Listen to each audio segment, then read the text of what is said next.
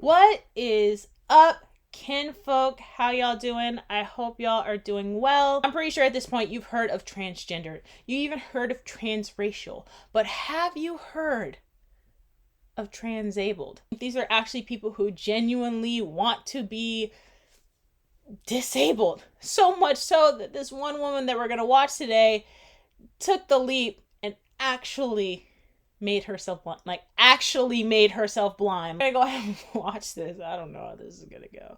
Without further ado, let's get into it. For most people, going blind would be a nightmare. But for Jewel Chooping, it was the fulfillment of a lifelong dream.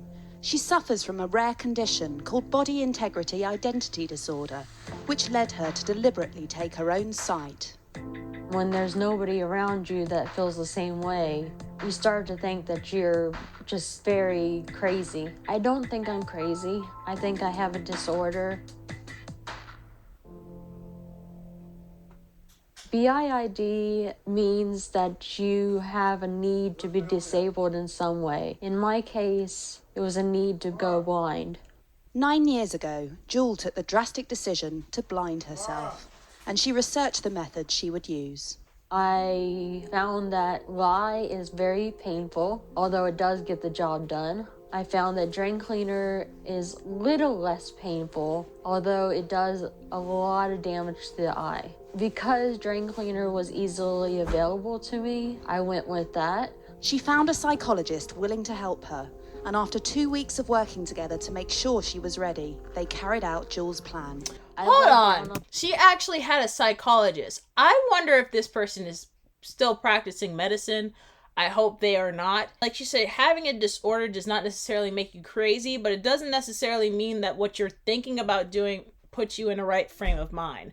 And to have somebody who is a doctor, I'm assuming you've told them how you feel about this, that you've been thinking about this for a while. Their solution was like, yeah, let's go ahead. Let's pour some drain cleaner in your eyes. That'll fix all your problems. She actually has a disorder. She has BIID. What does the doctor have that you would actually take a healthy human being and then pour drain cleaner into her eyes because she wants to be blind? On the sofa, and he sat next to me. 2 drops into each eye. My eyes were screaming. I had some drain cleaner going down my cheek, burning my skin. In the moment, all I could think of was, I'm going blind. It's going to be okay.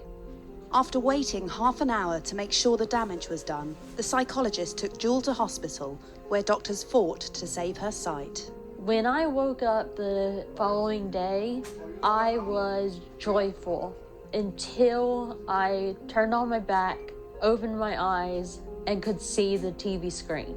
I was so enraged, and I thought that it hadn't worked.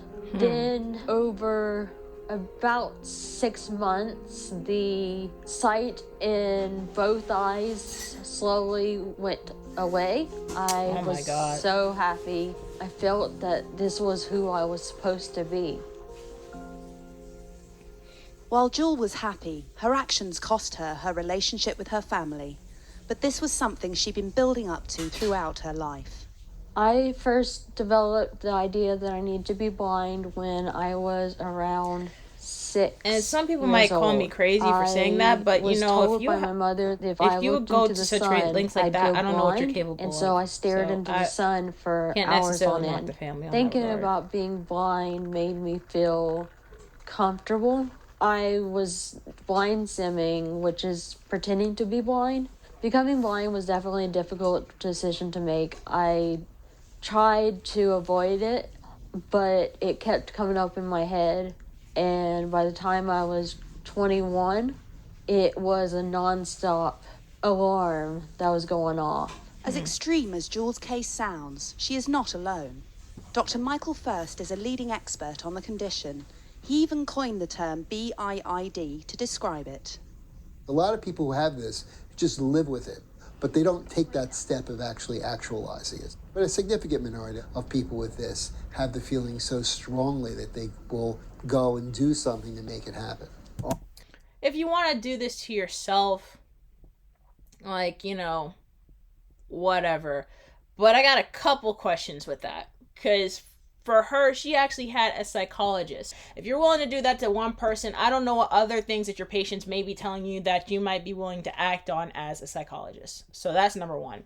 Number two is I'm curious if she gets any services for being blind. Disabilities have a struggle in and of themselves just getting stuff like insurance and basic services for their disabilities. Even for medication that you may have been having for years, and then all of a sudden they decide to just cut it off and it's no longer covered under your insurance. So something that might actually be very vital to your survival is now being cut off and you don't have access to it. If she's getting those services, what about the people who are actually blind, who've been blind their whole entire lives, or, had an accident that left them blind?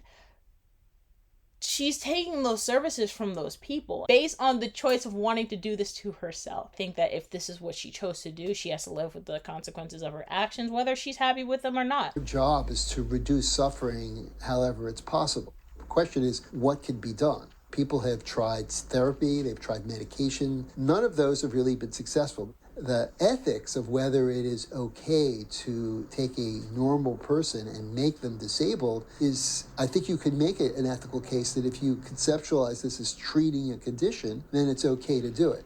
The big fear, of course, is somebody goes ahead and gets an amputation or becomes disabled and then changes their mind. I'd like to encourage people to do what makes sense to make them feel better, but this is such a drastic move that it's hard to encourage. Initially apprehensive, Jewel has now told her friends in the blind community about how she took her own sight. I told her that I didn't care, that I think there's no resentment for her voluntarily taking her eyesight. That's not who I am. I just don't think I've ever known anyone who had that condition. I think there's a lot understood in the medical community, but I'm sure that by what happened to you, it will be helpful to somebody else. Hey, Joel. How's it going? Oh, hi, y'all. Does this affect our friendship at all? No, actually, I want to thank you for sharing it with me. I think it's a really inspiring story, actually, because you've overcome a lot here. You're a very positive person. You contribute a lot to the blind community, and I think that's a great thing. Now, Jewel hopes her story will help other people in her position.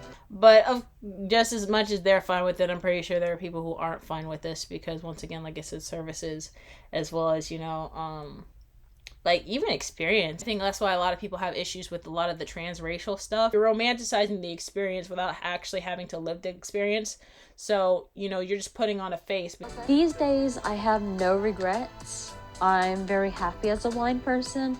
If somebody's out there with the same feelings as I have, I would say don't go blind the way I did. I know there's a need, but perhaps someday there'll be treatment for it. And just wait for that treatment if you can. If you feel that you have to, at least talk to a psychiatrist. Try to get somebody who knows what they're doing to help you. Don't do it for yourself because it's dangerous. That's why I'm getting my story out there to help people understand BIID and what it is and what is not. So I'm with the doctor though. The ethics of it, right, is like if you have someone with BID, as a doctor, is that the right thing to do? Is it to mutilate your patient if that would potentially help them? God forbid, later on down the line, they decide, hey, you know what, this was a terrible mistake. I thought I wanted to, be blind or be deaf or not have a limb. And now I have to live with the fact that this is what my body is now. It's similar to a lot of people who are detransitioning. There are people who have gotten these surgeries and they're like, I cannot revert back to my body 100% because the damage has already been done. And hearing stories, horror stories about people who said that they had other issues going on at the time, but rather than dealing with the issues, they had someone affirming how they felt. And as a doctor, you're supposed to make your patients feel better, but affirming everything that's going on in their heads might not necessarily be the smart thing to do. She's living her best life as a blind person. The people around her who are supporting her, which I think is great. To have a support system, I just don't think that this was healthy. I do like her take at the end, though, that, you know, if you are experiencing something like this, you should not take matters into your own hands, that you should seek medical attention and actually speak to a doctor, and, you know, work through those feelings as opposed to just pulling the trigger. As always, Camp Folk, I love y'all, and I'll see y'all in the next one. Peace.